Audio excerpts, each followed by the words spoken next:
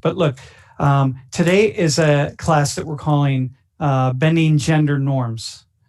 And it's we're we're bending norms, so we're pushing the boundaries of what's normative, and that's where we want to be because that's what we do in Social 19.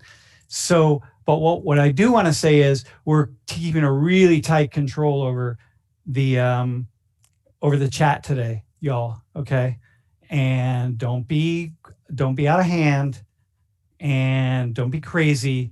Let's keep things under like where we want to be. So keep that in mind because we're going to be knocking people off very quickly if you get out of line. Okay. So they remember this is a classroom. It's a sociology classroom. Okay. And so with that in mind, niche, I think the first top hat, we can just do the top hats at all the breaks. So let's do one.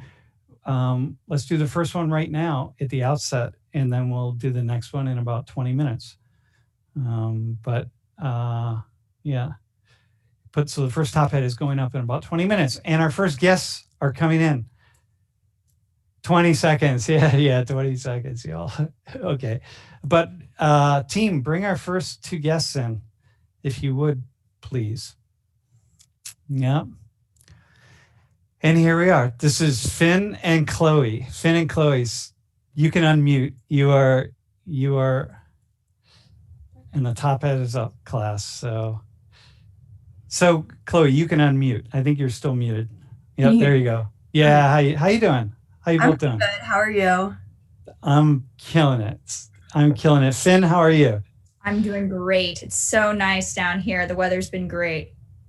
We get a taste of that. So for once, we're not going to be jealous.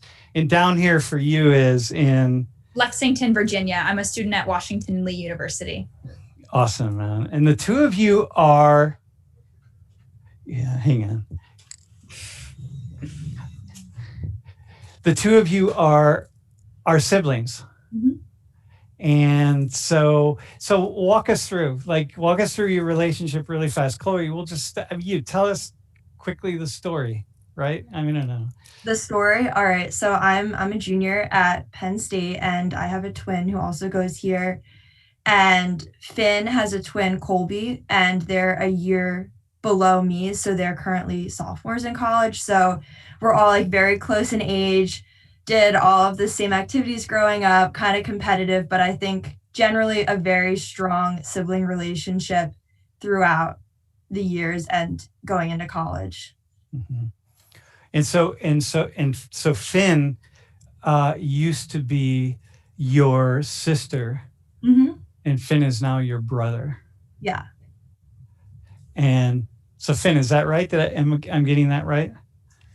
I guess it's difficult, right? Because language around, I mean, if you guys haven't gotten the idea yet, the class, this is about me and my trans experience and my sister Chloe's experience kind of in that family. And so it's difficult with like used to be language. And I think a lot of people use it differently because certainly, yes, I used to be like perceived as female. I used to use she, her pronouns. And so the relationship I think would be described as a sister relationship, but it's hard to articulate that now. Mm-hmm. So I don't know. I think I would just say siblings, but I don't think that was wrong, if you get me. Yep. Okay. Yeah. And for me, I'm just that's what I love about gender. That's what I love about this. It's just so fluid. And I've been talking about gender as being fluid for so many years. Because when I was really young, when I was your age, I had a friend who transitioned, right? So for me, I've had a long time of thinking about this, right? But in any case, yeah. And so that's the easiest way for the class to sort of understand, okay, hang on, where are we going here? What is this, right? So, Finn, let me just ask you, when did you first know that gender was on the table for you in a way that was a little bit different than most other people? That's such an interesting question because the different than most other people. And so I have a fraternal twin brother. And so always having that. So first of all, being a kid, I don't think I understood the way that twins worked in that, like the difference between identical and fraternal twins. And I think I very much viewed my twin brother and I as equals. Mm-hmm. And so I think that in a way delayed my understanding of the ways in which I would be perceived differently as a person assigned female at birth as opposed to my twin brother. And my parents have always kind of treated us all the same and really not reinforced those gender roles. And so I think probably going to school was the first time that I was really faced with that strict binary and really had to grapple with the fact that I wasn't sure where I wanted to fit in with that. And also, I think from a very early age, I showed a lot of, I don't want to say anger, but I showed a lot of uncomfortableness with my name that I was assigned at birth. And I never went by that name, and that was never a thing. So I think that may have been an early indicator as well. But all of these pieces, you kind of put them together as you come into emerging adulthood and really come to understand these concepts of gender. But I think at the time, those might have been the puzzle pieces. So for how long have you been going by Finn? I've been going by Finn. It's 2 or 3 years at this point. Got you. Right. Listen, by the way, I'm just going to say at the outset, it is really cool to talk to you because I've had many students over the years who have been in the process of transitioning in some way, but I can tell like your mind is just really zeroed in, like you're really, really clear about the subtleties of it, and people often aren't. And so I'm listening to you and I'm like, okay, this is really cool because we're going to have the ability to walk through the gray area in a way that often we can't. It has to be very binary and kind of black and white, right? I love the gray area. Yeah. Oh my God. The gray area is where life is lived. You know what I mean? Oh my God. Chloe. So how about you? Like when at what age did you, or maybe never, but did you have and I look at Finn and start to say, wait a minute. There's something gray here about, but back then about my sister, let's say, going back then in time. I wish I could say that like I was picking up the signs and I kind of knew all along, even if I didn't consciously know, but I would say I definitely did not pick up on any of those signs. I was very, very surprised. And I guess understanding gender roles and how fluid gender is now as a college student, I think retrospectively I can look back and see more signals, but definitely growing up, it never really occurred to me. But then again, we didn't really have like enforced gender roles. Like our brothers were the ones who went to dance. Like we were more of like the typical athletes. So we didn't really have those gender roles, but I definitely didn't have any indication growing up. Got you. There's like only looking. So again, as you said, only looking back can you see certain things, but really maybe they're some of them are even manufactured in a way, but that's often the case with these things. Hey, so somebody in the chat, and I'm going to let you take this. Someone in the chat said, what do you mean by gray area? Right. So I'm going to let you take that one, and then I'll just see, I'll like tweak it a little bit, but like, what do we mean when we're talking about gender and sexuality and all, what do we mean by gray area? That's a really good question. And I love that a student asked that because it's really interesting, especially when we have grown up in a culture that's defined you're a man or a woman. And even people who have kind of come to understand the concept of being trans or what transition is, understand it as transitioning from one side to the other. But in actuality, and there's a little bit of terminology that I think I need to define here in order to make this answer make a lot more sense as to why this is much more of a nebulous issue.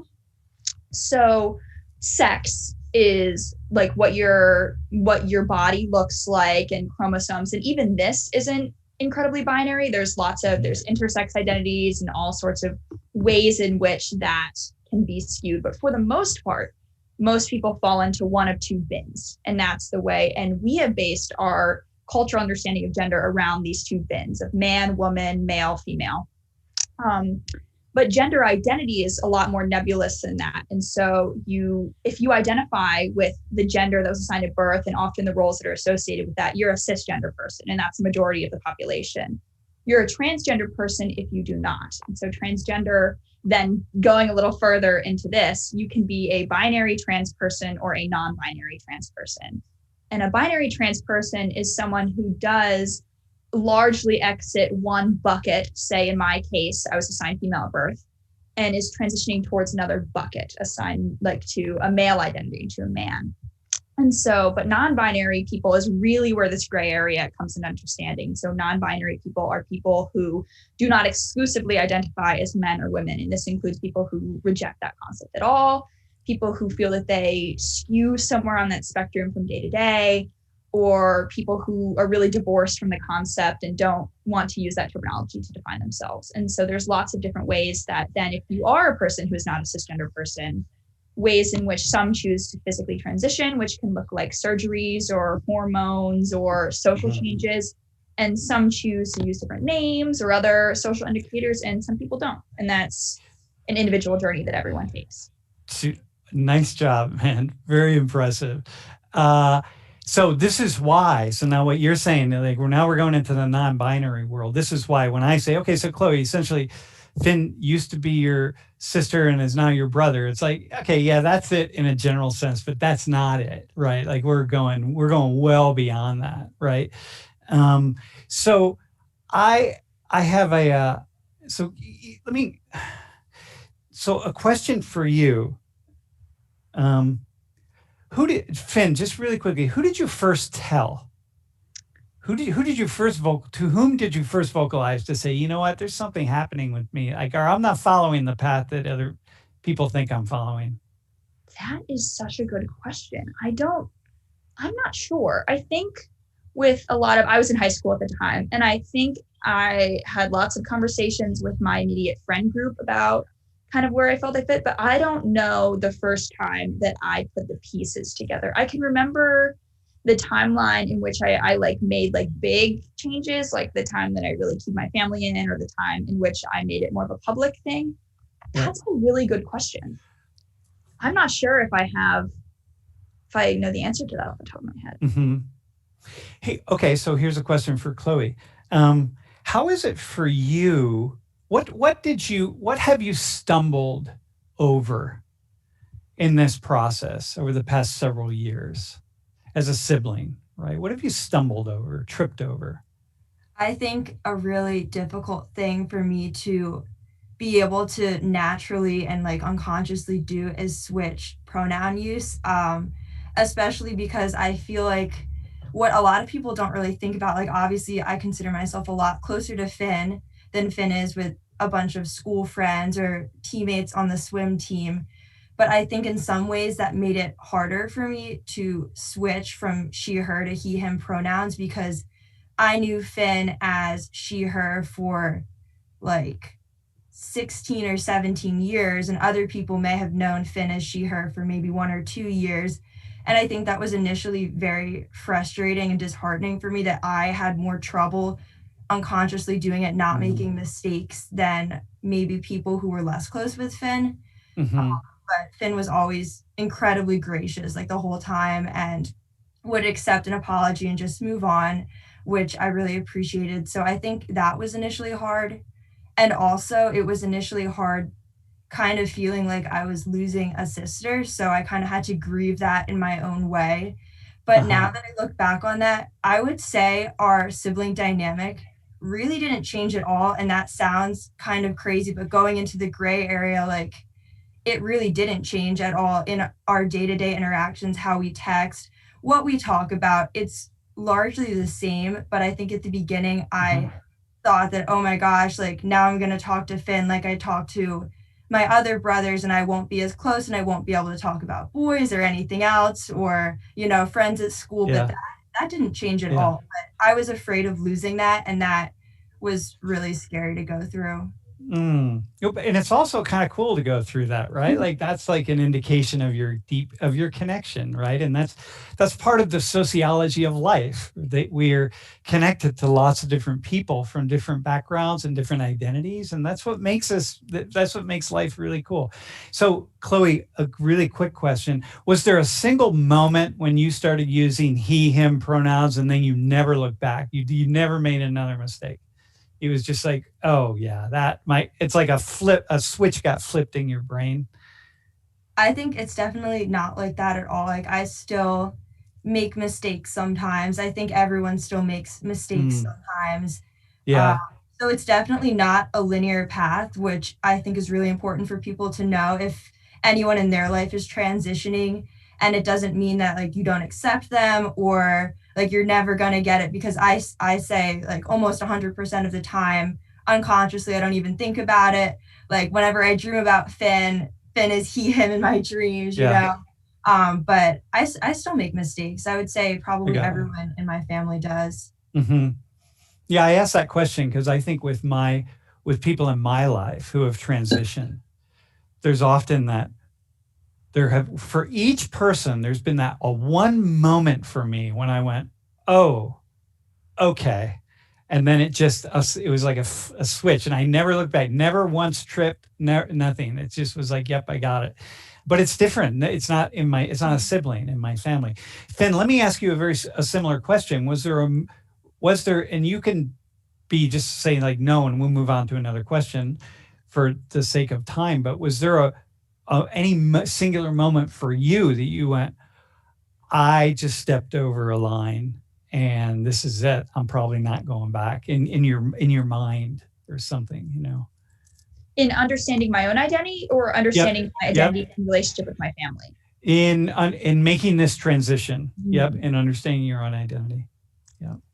I think being in my junior year of high school and really, you know, things are ramping up and I'm emerging to adulthood and really thinking about what it's going to look like and planning for college, planning to leave the house, and realizing what I wanted my future to look like and what I would have to do to make it look like that. Mm-hmm. Okay. Yep. So there isn't, it's just like, it's a period of time.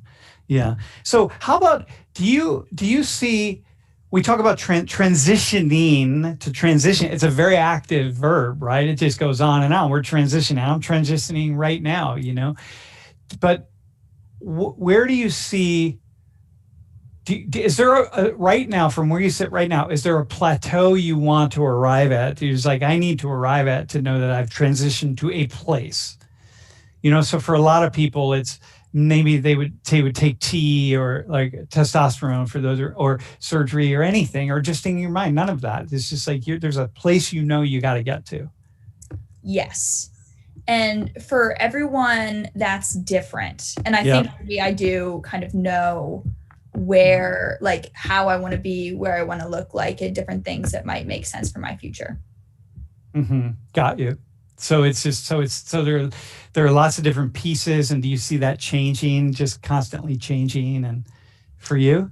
Yeah, I think the biggest question mark right now is because I am still 19 years old. I have a lot of decisions to make in my life. The biggest question mark are, and so before I go any further, especially because I know that there are a lot of people tuning in, I want to clarify that in my own transition journey, I've been a person that's been willing to talk a lot about what I want to do and what I want to look like, but that this is not a question that would be appropriate to ask a trans person in your life. So it wouldn't be appropriate to ask someone that you're friends with, if they don't offer this information, if they want to take hormones, if they want to take surgery, or any long-term questions about that. But one thing that I'm thinking about going forward is, because I'm only 19 years old, is things that may affect my ability to have children and the ways in which I want to have children. Because I'm now at a stage where I can't say whether or not I want to have biological children or whether or not I want to adopt. And because there's a lot to think about, and I'm still a teenager. And so that has been at the forefront of my mind for the current decision making. But I think everyone is different. And I just want to remind everyone tuning in that is a super personal journey for every trans person. It's a really difficult, I mean, those questions are, that's why I said it like plateaus, right? Because what I've experienced with people in my life, obviously at your age, but people at other ages, is like, no, you got to get to a certain plateau to plant your feet and kind of say, whew, okay, what's it look like here? Just changing pronouns is the first thing, right? And then you go, and then maybe, you know, there are all sorts of things. You got to get to a place and you plant your feet there, and then you say, okay, now let me transition a little more and see what that looks like. And and this is like the last class we were talking about transnational adoption, and people were saying that everybody wants to know if I'm going to seek out my birth parents, right? Like, don't ask that question. Like, it's like, that's, maybe in 50 years I will, but anyway, right now. So again, so you have not talked open. So this is really big for you to have this conversation on the stream, Finn. I mean, what do you mean? You haven't been really open. I mean, this is this would be big for anybody. This is such a huge topic. It's like your entire identity to put it out there. Yeah, I think it is. I'm a person that's kind of done a lot of this advocacy work, and I've worked a lot in this sphere. So the first time I've been spoken about it, but I think this is a very large platform to talk about it, and this may be the best platform I've ever spoken about it on. Well, you have like a really sharp understanding. So once again, I want to give you kudos for that. I thought of something, going back to your prior question of if there's a moment where everything clicked, and something just came to me. There was a video of someone I saw online. His name is Skylar Bylar. He was the first ever NCAA D1 transgender man athlete. He was a swimmer. And so at the time, I was also a swimmer. Athletics have been a big part of my life. Growing up, I was a swimmer for 10 years. Now I'm a rock climber. Really big part of the way that I experience mindfulness and experience my sense of self. And so competitive swimming had been a large part of my identity. And I saw a video about him and how he graduated high school. He was one of the top breaststroke swimmers in the country. And then between high school and when he went to college, he went to Harvard University. He began his transition, and he was able to, because he was such a fast swimmer, he was able to keep up with the men and the D1 athlete. And he swam for the Harvard men's team for all 4 years. And I remember watching that video and hearing about his experience. And it was such a crazy level of relatability and parallel to my own experience. And it was actually a really wonderful opportunity. Earlier this fall, I had the ability to moderate a discussion with him over Zoom at my college. Oh, very cool. Such a wonderful aligning, because I had the ability to talk to him beforehand and talk about how his story was huge in me coming to understand myself, and then being able to tie that in a really pretty bow was really cool. Awesome. Yeah, very cool. Awesome. A lot of times it takes, I remember that with a former student of mine who I had been mentoring. I mentored her into being, by the way, we're gonna be breaking in a few minutes, and we'll do the next top hat in just a few minutes when we take a break. Okay.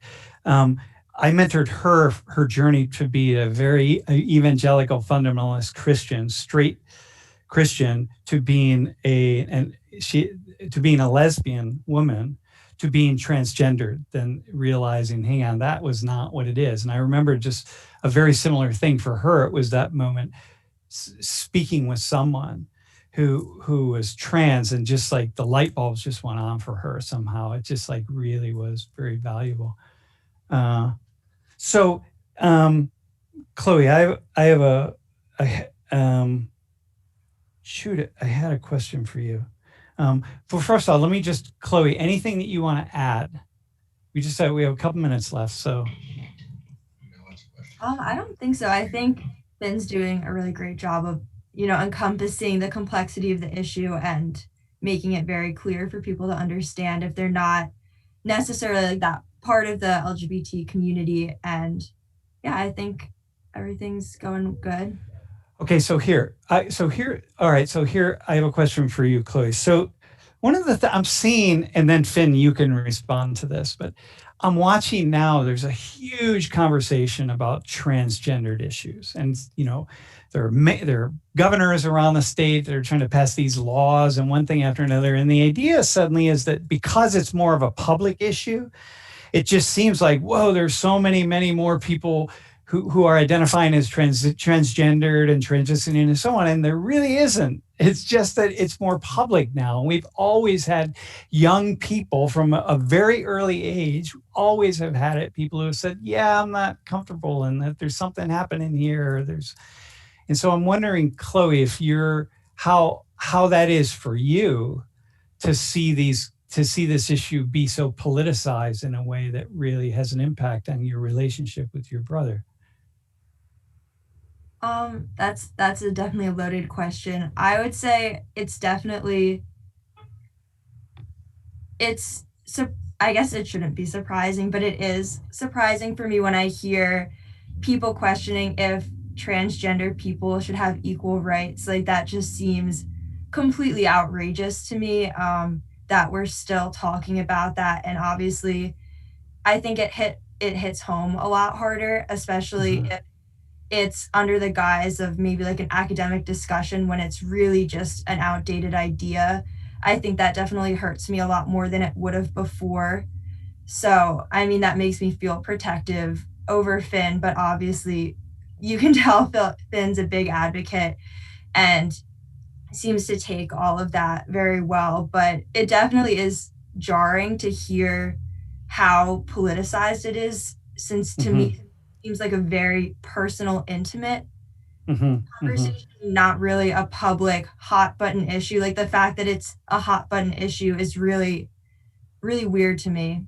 Yeah. Yeah. When it reaches the sort of front page of a CNN or Mhm. something, and people are arguing about it between CNN and Fox News or something, it's really unfortunate.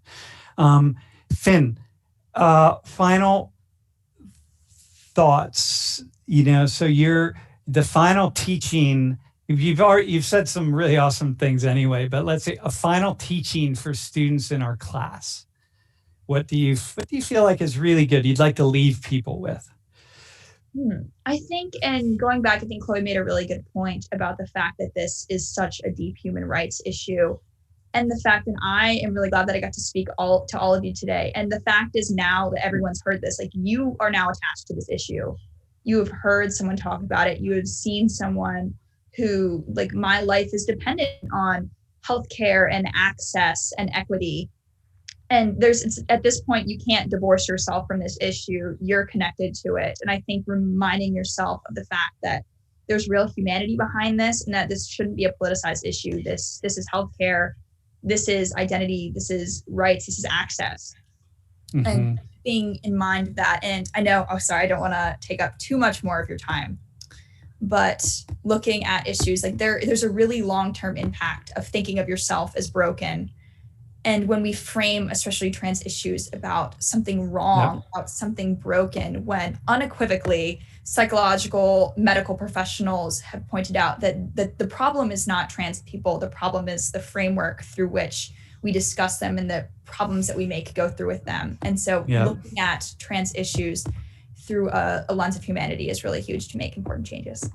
Oh, awesome, man. And I just want to leave us with this. It affects everybody. Yesterday, I happened to have the opportunity to speak with some police officers, and one particular police officer who's very conservative, and he looks like one of these big macho guys, bald head, so on, talked about his daughter who's transitioning. And it really, affected him. It affects everybody. And so, and it really is just part of this bigger thing. So this isn't about this sort of liberal lefty activist world. This is everybody. And I want to leave you both with this idea that he said, I love my child more than I love an idea that I used to hang on to about how the world should be and how my child should be. And I was like, man, those are some beautiful words right there, my friend. Yeah. So listen, thank you both. Thanks for coming on. Absolutely. I really, really appreciate it. Yeah. Great conversation. Thank you so much for having me. Yeah. Very cool. Thanks. Hey, okay. So class, wow, this is awesome. And it's so nice when to meet two really cool people. We're doing the second top hat. We're talking about gender bending norms. We have it backwards, but the second top hat is going up right now. So, and we can bring our next guest on. So 15 seconds probably in the top hat. And Jeff, you can let me know when. Hey, so it's going up, right? Top hat. Give it a hot second, y'all. She's working on it. It'll be there in a few seconds. Hey, so listen, next guest, Shayna. Shayna, are you there? Hello, I'm here. Yeah, Shayna, nice having you here. Nice to meet you. Yeah, really cool to have you. So listen, I want to say a couple things. So we sent out an email to the class saying that we're preparing a class on gender bending. And we asked for volunteers who connected with this issue because, you know, it can go in lots and lots of different directions. And you responded saying that you could talk about pansexuality and the fact that you identify as pansexual. But you added that you also did sex work. And Yep. you mentioned that, right? Yeah, correct. Yeah, and you mentioned that you thought you could talk about both. You could say, but you really thought you could say a few things about the issue of sex work that's often misunderstood. Yeah. So we're going to get to that because, you know, in Social 118, we like to give a voice to ideas, to groups, and thought systems that are often misunderstood. It's a surface of having a deeper understanding of these issues in the world. So in any case, you didn't want to be identified on camera. So Shayna, welcome. Hey, let's talk about pansexuality first. What do you mean? How do you define that? So I define it basically as like I don't like individuals based on their sex, like what they're assigned at birth. So being male or female, that isn't what really draws me to a person.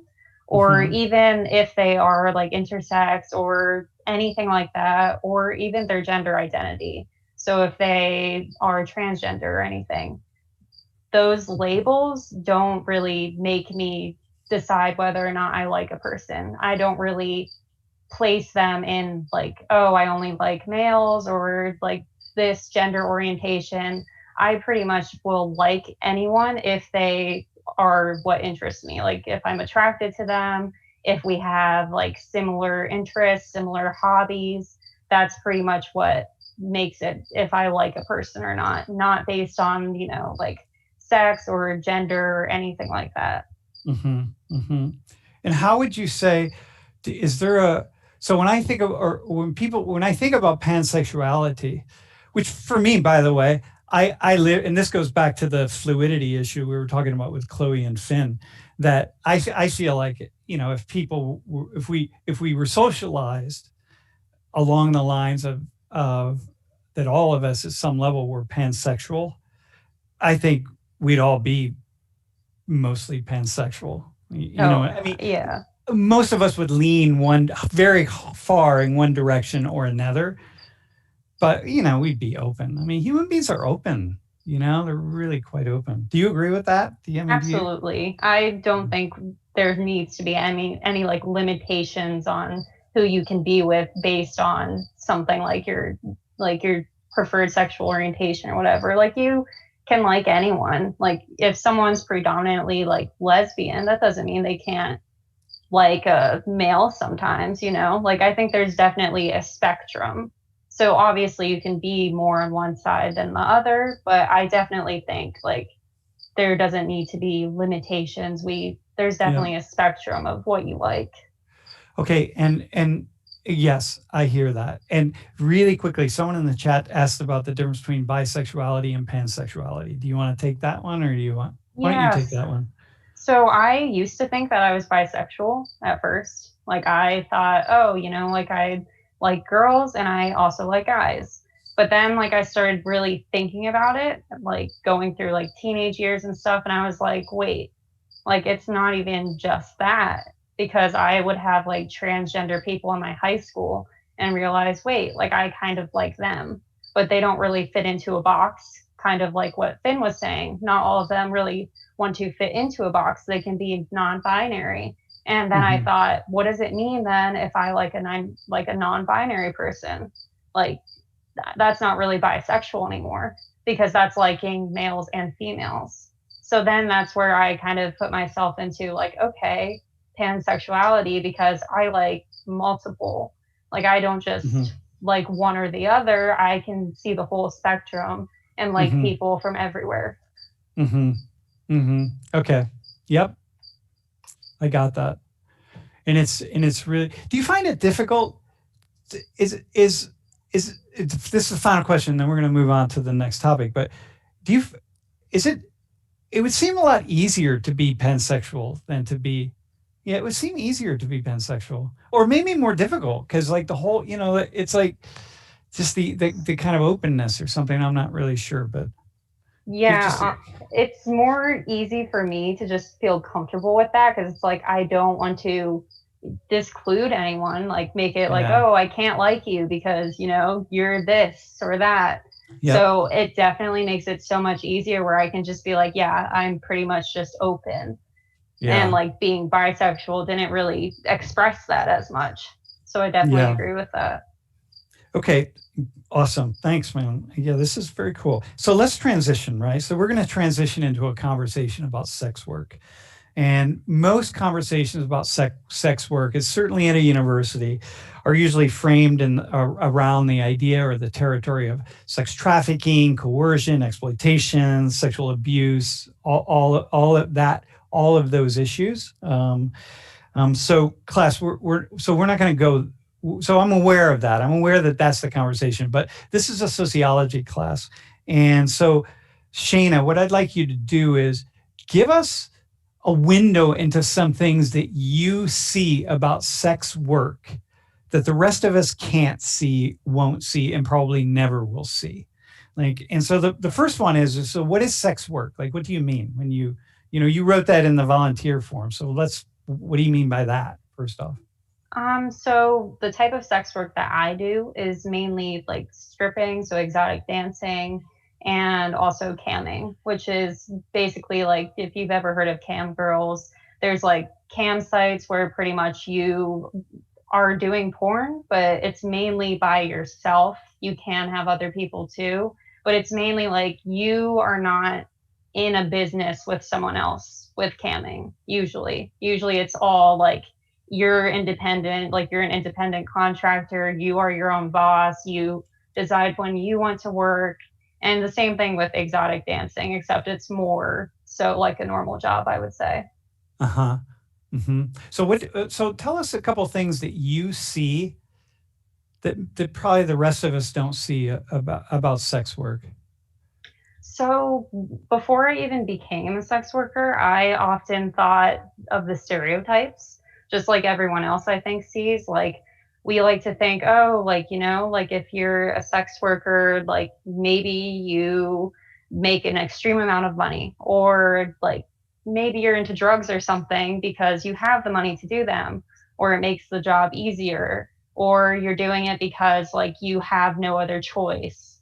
And like I thought of a lot of those things before I went into it. I was like, I'm scared that it's going to be an environment where there's a lot of drug abuse and girls are mean and it's going to look like it does in the movies. But then, like, going into it, I was completely surprised because the type of people that do this work are people, like they are normal people, like parents, people that have other jobs, like teachers, like all different areas of life, like students. It's not just one type of person like you would think. And it's not, there's literally no one that I know in my club that does drugs. People in the past have even gotten fired for drug abuse, but that's not like a common occurrence like I thought it was.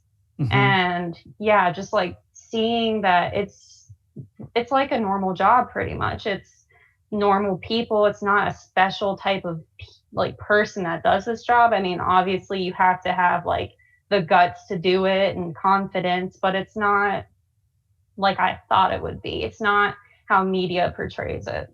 Mm-hmm, mm-hmm. So when you say the guts and the confidence, yeah, that's, well, my next question was going to be, so tell me about the profile of the average person that you see, right? But you just kind of laid that out. There is no profile. Yeah, right? There's definitely not like a standard profile. We have moms at the club I work at. We have like students like me. We have people that like they already graduated, they need extra money to help pay their loans. It's like all different areas of life. It's mainly like younger people, obviously. So we have like 18-year-olds all the way up to, I think our oldest girl right now is like 27. So it is definitely like younger, of course, but we have had like a 40-year-old before. It's just a matter of like, if you maintain your body nicely, if you look good, you can dance well, or you're a very nice person, like that's kind of what encompasses like being able to do it. So there's not like an age gap necessarily. It's just, you know, like how you carry yourself and appearance, obviously. And what do you like? When did you first see that, or when do people first see? Because you just mentioned like 18 and on up, right? Yeah. So at some point in time, people say like, hey, this is an option. Right? Like, hey, this is an option for me. It sounds like people come to that option probably at lots of different times, or that realization. Yeah. So for me, it was pretty random. Like I never like thought I would personally do it, but like I started doing it like 2 years ago. And I remember thinking like, it's so hard to work a normal job and to go to school full time. Like it's so difficult. And I don't have like the support from my parents or anyone to pay my bills for me. It's always been me. And like, I'm always like a straight A student. And I was just finding it so difficult for me to keep up with classwork and maintaining a job at the same time. And I found myself questioning, like, what is a job that I can do where I don't need to work as much and I can still pay my bills? And then that's when I thought, you know, sex work. So I started researching, like watching videos of girls discussing their experiences with it, finding like some like camming websites, exploring that, watching a few models, see what they do. And then that's when I was like, okay, like I definitely want to try this because I want to be able to maintain my grades and still pay my bills. So that's what ultimately led to it. So and so can you so you've kind of said this, but I want to just really be direct at it. Or with you, I want you to be really direct. So what can you tell us that you've seen that would say like, hey, this isn't inherently exploitative or coercive? So definitely like it's our decision completely to do this type of work. Like we decide to do it, we go to the interview, like we sign up on the websites. It's definitely like we want to do these things. And then it's also not really anything exploitive or anything, because it's like it can definitely be uplifting at times. Like you feel like great being your own boss a lot of the times. Like it gives you so much freedom to realize like you don't have to go to work if you don't want to, or you can, and you have a chance of making a decent amount of money. And like your money is based on how hard you work, and that's up to you. So that can be really nice and empowering, knowing that you have control over that. And I really love that aspect of it. And then also just being able to like get outside of what you're normally comfortable with. So it's very nice to have the freedom of like, yes, I am this person during the day when I'm doing college classes and everything. But then when I go to work, I can be somebody completely different. Like I can have a separation, and that can give you a chance to really like explore yourself and feel empowered and everything. So, okay, so then let's go back to pansexuality. Draw some links between being pansexual and the sex work. Like what, because that's a really interesting connection. Yeah, so a couple of my friends actually thought, oh, well, since you're around like girls and stuff, like, don't you find them attractive? Like, don't you want to be with them or something like that? And it's like, no, because it's like a job type situation. So you go into the mindset that this is your work. It's not searching for a relationship or romantic interests.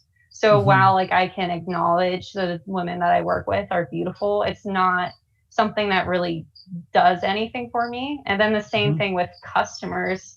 I've noticed like a lot of them will kind of seem to think that as a dancer, like they have this mindset that you're there looking for a relationship or looking for something, which I honestly find hilarious. Like you'll always have customers asking like if you want to go on a date with them or hang out with them, and it's like that's not what, that's not what we're here for.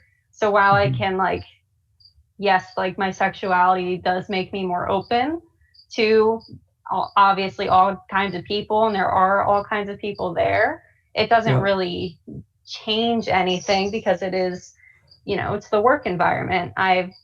That's just kind of a different mindset for me. And are there other people with whom you work who identify as pansexual? So we have, I think, one other girl there that is pansexual. And then we also have, this is also hilarious, I think, there's a lot of lesbians that work at strip clubs, which I don't think the men that go there would be very happy to know. But it's definitely a funny thing when we're upstairs in our dressing room talking about it, and like how guys will try to like get their numbers and everything, and little do they know they have a wife at home. So it's very entertaining for us. Yeah. I have a couple of funny comments on that, but I'll just let that go.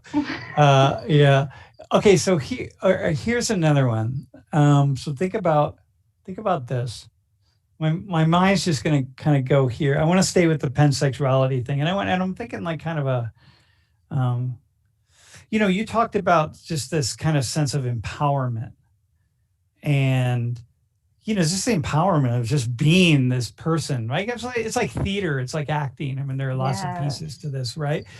But there's a way in which you would act for women that would be different than how you would act for men. Oh, 100%. That is so true. Yeah. So can you walk into that a little bit? Because I think this probably will speak a lot about the huge difference between the way men and women approach things. So when we have male customers, the main idea is we are selling sex. Like even our owner will say that, our manager, like we are to sell sex to them. Like obviously we aren't actually selling, the intimate act of sex, but sex itself sells. So we go out there with the mindset of being very seductive when we have male clients that are there. Because that's what sells us dances. That's what gets them to spend money. So that's mainly what our focus is when we have our male clients. But then if we have females, that is a completely different ballpark. And that leaves a lot of us are anxious, like when we see girls walk in, because we don't know like what they're looking for. We're like, oh, like, are they going to be uncomfortable? Like, have they even been to a strip club? Like, they do know we're going to be naked, right? So we kind of all are like, oh no, when we see girls. But most of the time, what we notice girls really go there for is to see the talent of it. So it's like, like the performing aspects. They want to see like what tricks we can do, stuff like that. They don't want to see us, like giving them eye contact when we take off our bra or something. Like that's not what they're looking for. They're looking for a show, and they like conversation. They like us being funny, like sort of things like that. Yeah. Kind of like, it's kind of like the all of life, isn't it? It's kind of like men and women everywhere in a certain sense. I mean, I'm talking binary. I'm going back to Finn, like the binary thing, right? But like, it's like typical men, typical women, right? It's like, men, for men, it's just like, there it is. Yeah, and one mindset. Yeah, it's really complex, Yeah. Well, awesome, man. I really appreciate you just coming on. Yeah, it's very cool. Really appreciate it. Any final things that you want to say? A final kind of word that you would? I would just say for like all like Penn State students or like any people in general that go to strip clubs, just remember like we're humans too. Like we most of the time don't want to be with you. This is our job. We appreciate you as customers, but please just remember, like, we are humans. We have a life outside of strip clubs. Yeah, cool. Yeah, very cool. Yeah, that's good. And I think the other message that you put out there very well, I think Finn did a really nice job with with just the fluidity of gender, and the fluidity of, you know, um, transitioning in gender, and the transformation that happens, that can happen with everybody, and in a certain way does happen with all of us, right? And I think you did a nice job with the pansexuality, like a really nice, like in my world, it would just be really sweet. I think it just would be just a kinder world all around if people were able to kind of spread that love around to everybody. Yeah, I 100% agree with that. And that attraction. So, all right. Well, listen, Shayna, thanks, and thank awesome having you in class, and I'm glad you reached out on the volunteer. So, if you didn't realize, she's enrolled in Social 19. So, she's not from outside of Social 19. All right, Shayna, thanks. Thank you. Yeah, I really appreciate it. All right. Yeah. Hey, the next top hat is going up right now, actually, as we get prepared for our next guest. And our next guest, we are going to start with. Should we put some photos up, Jeff? Want to start there before we bring Hexa on? There. All right. This is our next guest. That is an awesome photo right there. All right. Give us the next one. Yeah, the next top hat is up, by the way. Yeah, that's a cool photo. I love the horns.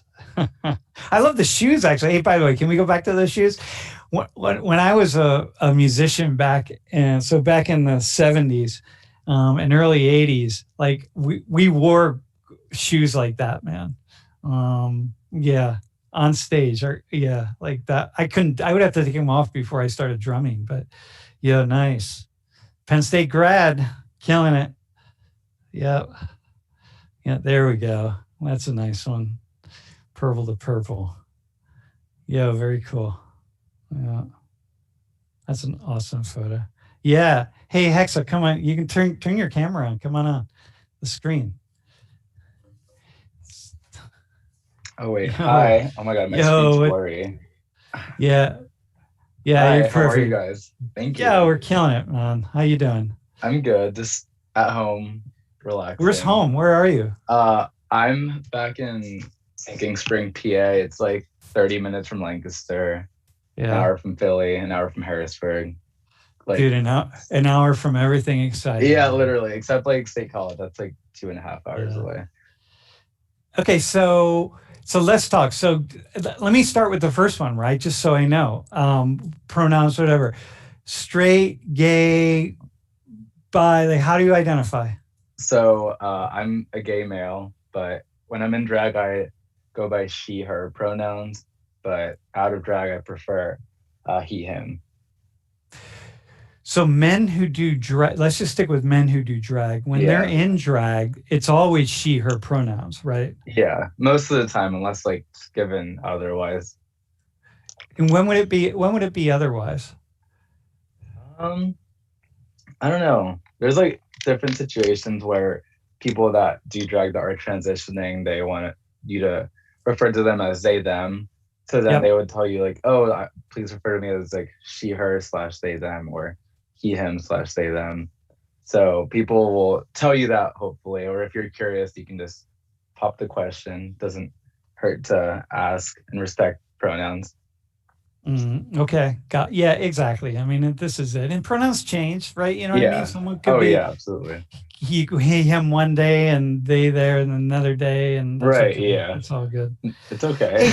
It's part of life. So, say, when did you, hey, by the way, I did drag. I was, I think 12 years old the first time. Oh my God, no way. I love that. Yeah, but we went to, it was like a costume thing at school, and my cousin and I, both of us said, listen, we're gonna do drag. But we were serious about it. Like we went all the way. Like we said, we don't want to just do this as a joke. We want to actually have the experience. Right. So Yeah. we were both kind of outside the box, as you might imagine. Right. I love it. When did you first first off, when did you come out? Like to yourself, let's say. So I came out twice. So the first time was coming out to my parents as being gay. That happened when I was 16, 17. I like knew since I was like 5, but like life and happens and like you don't want to admit it till like you're older. So I came out to them, and then coming out for drag was even harder because I discovered Hexa during my freshman, sophomore year of college, and my parents were Hispanic descent, so very big Roman Catholic influence, and to them, coming out as gay was one thing, and then coming out as a drag queen was like a whole another thing. And I had to explain to my mom that drag was a expressive, performative art for me, not a lifestyle. Because sometimes drag queens use their drag to help them transition into the other gender or sex that they intend on becoming, or like realizing their truth. And I had to explain to my mom, like for so long, and proving it to her that I'm still a cisgendered male, but Hexa is my outlet to creativity, art. I don't know. I'm passionate about her, and like it took so long to prove it, and like coming out was just really hard. Like I thought coming out as gay was hard, but that was like really difficult, and especially with a lot of other gay men in like the scene, like. I don't know. It's been hard. Let me ask you that though. Okay, so in the scene, what percentage of, just talking about men, what percentage are straight and what percentage are gay? And then what's your gut? My estimate is like for drag queens, there's like 10% straight males that do drag, or females, because females can do drag too, or anyone can. And then I would say about like 60 to 70% are like gay males, and then the rest is like trans individuals or anyone that falls in between the spectrum. Yeah. Okay. I had a student years ago, like 15 years ago, who did drag, and he was as straight could be, man. The dude was so straight. He's like, he couldn't be any straighter, but he did drag. Right. He had his persona. I forget who he was, but it just, so when you say you discovered Hexa, walk us into that, because that's actually pretty cool. Yeah. So I always have been like super passionate about like female icons, like growing up in video games, always choosing the female character, and I started becoming interested in like females clothing, like heels, and I took it as a joke, but then like I went to my first drag show in college as a freshman. I was like, oh my god, like this looks like something I would want to do. So then my friends were like, oh, you should try it, and 5 years later I'm here doing what I love. But it was a whole big self-discovery with drag. Yeah. And when you say you're here, what do you mean? Like what does doing drag do for you? Doing drag for me has opened so many different doors and pathways to my life that I'd never expect, whether it's like traveling the country, making money from it, doing pride events, helping people be comfortable in their own skin, inspiring others to want to be who they are without like fear, because there's such like a fear factor of like being your true self in society due to like judgment or fear of what your peers think of you. And when people know a drag queen or go to a drag show and like get to know them or see them living their best life, like whether it's like performance, like comedy act, like anything, like it makes you want to connect and like, wow, like that makes me want to like be like more comfortable. And like that's like the main thing that I take away from drag, like being able to help and guide others through the comfort and realizing like their own potential as an individual, because it's hard, like it's so hard sometimes. Dude, wearing some of those shoes would be hard. My God, I know, man. like my feet hurt so bad after every show. And you're yeah, man. Yeah, let me pull one out. Like, these are huge. Yeah, These are Lena. killer. Yeah. Dude, that's awesome, man. I Hey, know. so let me see. I had a question. I was asking you about what it does for you. So did you listen to the conversation that I just had with Shayna?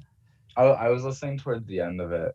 Okay, so she was talking about just her work in the club, Yeah. right? Strip club and stuff like. So it sounds like it's kind of similar in a way, right? Of you just Yeah. feeling like it does something to you, just like to your psychology, but there's something inside of you as well, right? Yeah. No, for sure. I never expected it to do so much for like myself, like spiritually and mentally, and also physically. Drag has kept me fit whenever like I was like a student at Penn State, like having several shows a month was like, I don't know, exhausting, but I loved it. And I still love what I do. The pandemic almost killed it, but like we're still here. So one of the things that I learned from a young age actually was that drag was the most acceptable when I think about part of like kind of all things related to gender in the queer community, right? Yeah. But drag was the thing that was most accepted in the straight community. There were just so many straight people who were into drag, into Really? watching drag and stuff, who I just was like surprised, like, oh, I didn't That expect is it. surprising. Yeah. I mean, Yeah. So, but again, this is like that underground, right? It's like people oh, very have much so. fetishes and stuff, and you're just like, yeah, okay. that's another part of it. Right. Oh my Or you can God. play out a fetish on Oh, stage. yeah, definitely. Like So- that. No, go ahead. Go ahead. That's funny you said that because like when people get into the drag scene or want to become a drag performer, it's like so unexpected, and you'll be like at a random show and like someone will be like, "Hey, I'm into you. Let me buy you a drink," and I'm like, "Wait, what? Like, are you serious?" Yeah. Okay, so walk me through this. Performing in front of a straight audience. Have you ever performed at any frat houses in town? Not yet. When you were a I student think here? that'd be so funny. No, I've always wanted to like do a show at a frat house. Dude, I would think dudes would really be into that. So, I don't know. do you perform? never- Dude, that's the purpose of being in a fraternity, dude. You're around all those men. Come on, man. Literally. Like, let's talk about it. I could tell you some stories about some of the hazing processes that have happened in fraternities over the years that I know about. They're almost all sexual, and they're like, Oh "Oh yeah. my God, I can't believe you did that!" Like, Yeah. Like, are you serious? You did that? just yeah, exactly. Like that alone makes you gay. You will never not be gay Right. because you did that with your frat brother, my Right. friend. So anyway, but go. But let's get serious for a second. All right. So, but have you performed in front of mostly straight audiences though? Yeah. A lot of like I feel like either the audience is like mainly straight people or it's mainly gay people. I mean, And how anyone, is like- it? And how is it different? Here my question is, what's the difference? So when it's like an audience of like homosexual individuals, like they get drag culture more. They're more like, yes, like they're there more for like, I don't know, sometimes like to criticize the drag or like are there from Drag Race and want to support local drag. But then when it's like straight people, like they just love it. Like they don't even care if you like are doing like a choreographed number, like look to the top nines. Like they just like love it. They're entertained. And like that's what I really love about like the straight audiences sometimes, because like they don't know what to expect completely, but they're just there to have a good time and have fun. And like that's what I want people to do at shows. Like don't be there to like criticize, like critique the performers. Like have a good time, have a drink, and enjoy the show. So when I think about homophobia, I think about people who are just uncomfortable with sexuality. And at some level, they must be uncomfortable with their own sexuality. Of course, it just seems like every time I hear that, I follow someone who's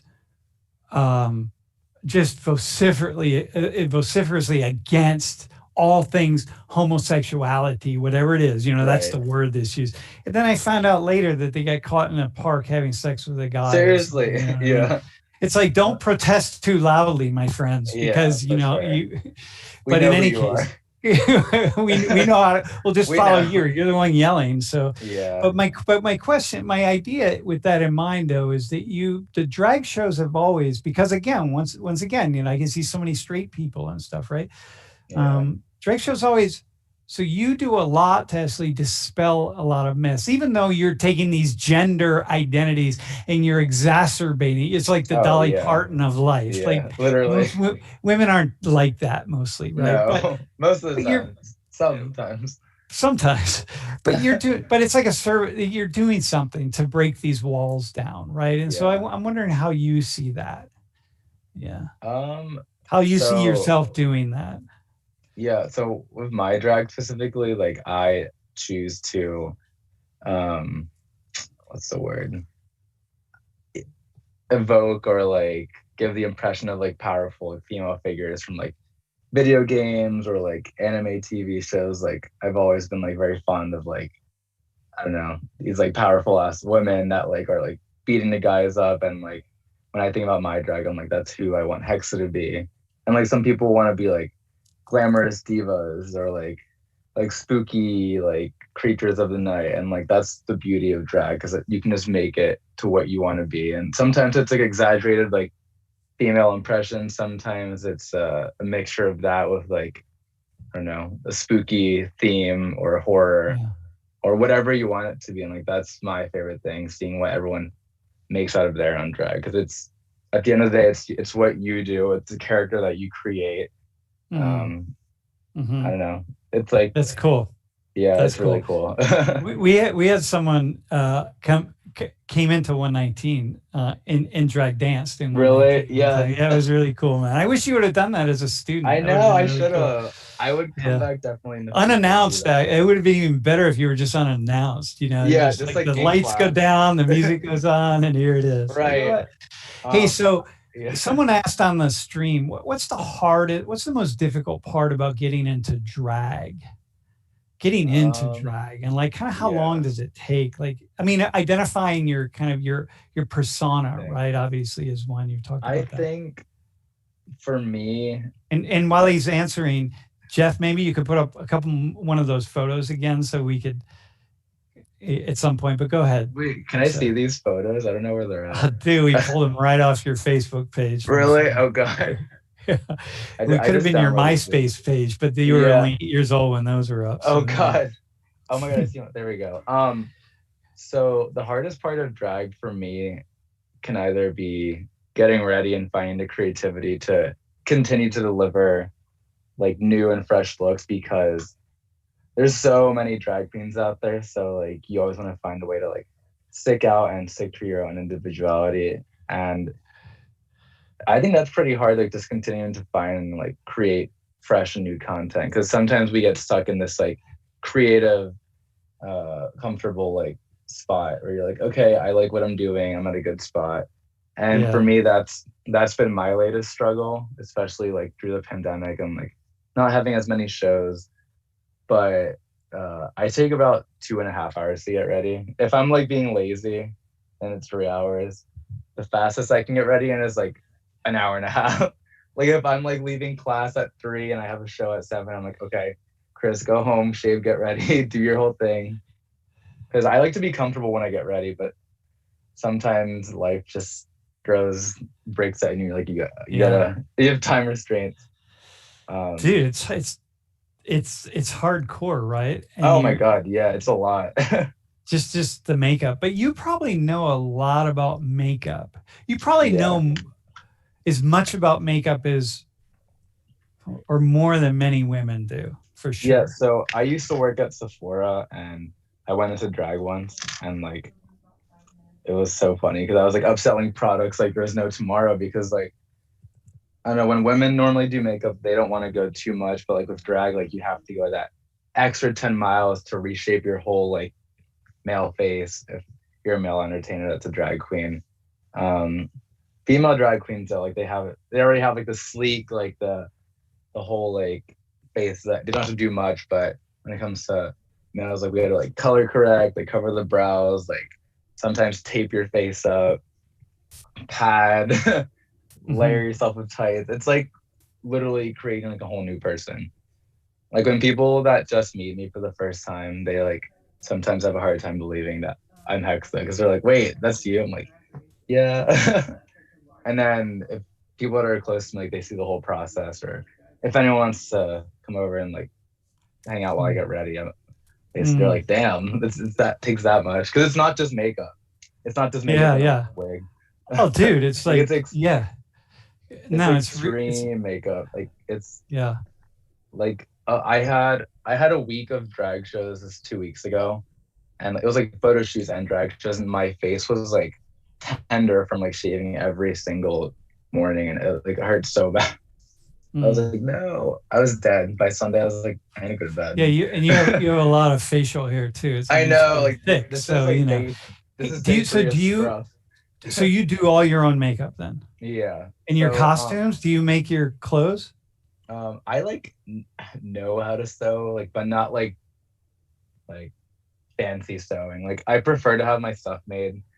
I'll either like sketch it out, or I'll have a friend that has like a vision for me send me a sketch, and then I'll send it to a costume designer. Or if I don't have too much money, I'll go online and I'll put something together. But I like do piece my ideas together. Yep. That's like the cool, fun thing about it. Like you create.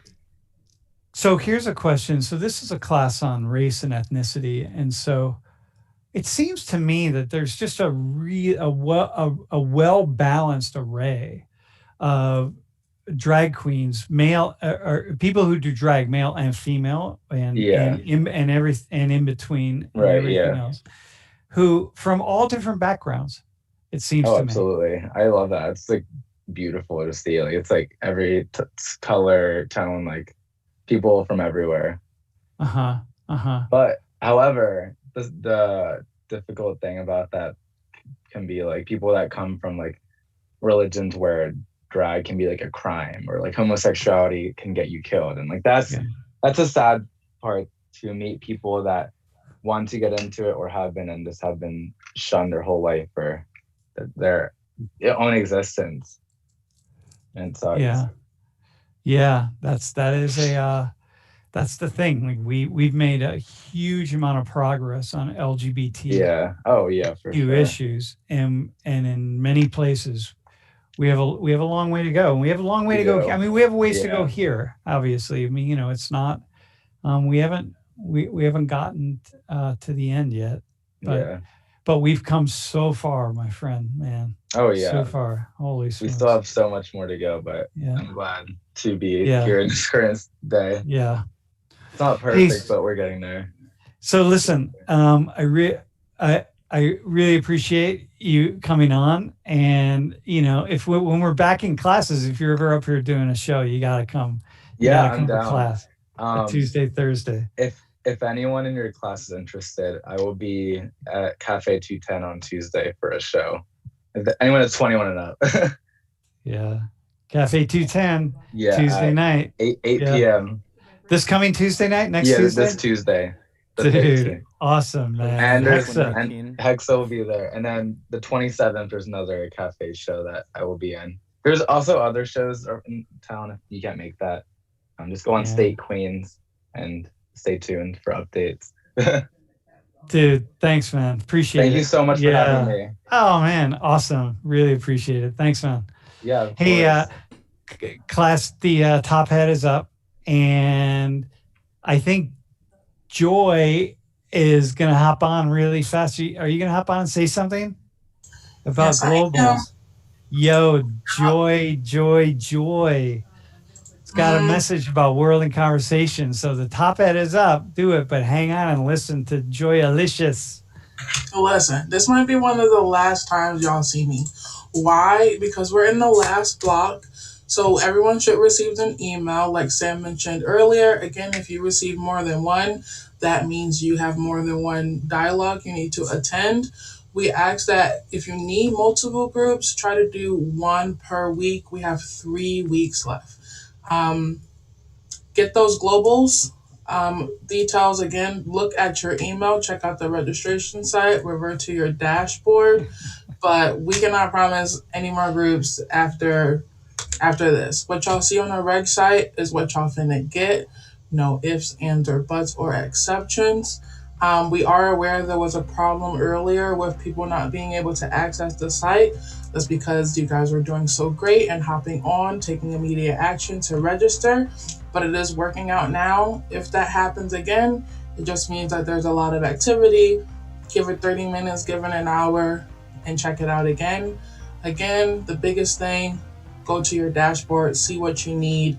You only need 6. For those who already have 6 groups, you do not need to do a group. Done. You're finished. You are good. There's other things. Maybe check out your pack bag. Is that what you need? Other classes, whatever. If you have 6, you're good. Don't worry about it. Yeah, that's about it. Check All right. your Thanks. email, look at your Thanks. dashboard. Dude, thanks, Joy. Hey, listen, y'all. That's it. It's we missed 420 again. Damn, it's such a nice day out. It was, I'm going to have to wait till tomorrow. 420. All right. So listen, y'all, have a, thanks to our guest today. Awesome, really awesome class. And we'll see you next week on Tuesday. And be safe today. It's a nice night, so people are gonna get crazy tonight. Be well, be safe, and we will see you. Thanks, y'all. Thanks, team.